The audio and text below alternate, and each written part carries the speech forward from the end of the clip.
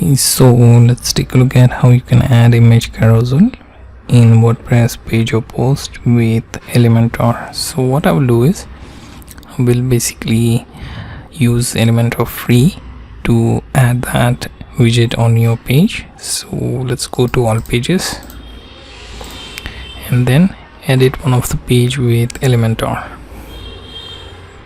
Okay, once the page builder loads, what we will do is go to general widget settings, choose image carousel, simply drop in here. Okay, and here you have settings for your carousel. Simply choose one image. Okay, so I'm going to choose this one, then okay, then we can use add to gallery. We can use multiple. Okay, right, so simply insert gallery. Okay, and here that carousel will show basically 3 images which you can change with settings. Let's choose medium or medium large depending on how it looks.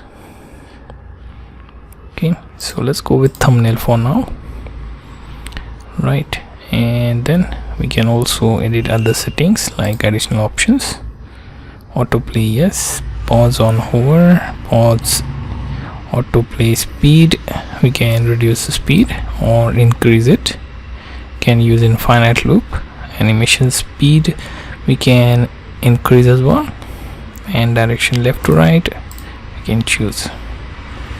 Okay, now what we'll do is we will also see style settings like image specific like border or navigation. Okay, there is also advanced settings like motion effects, background, border. Let's choose motion effects, fade in and delay of let's say 40 in between, and we can now go ahead and update. Okay, now let's preview the change.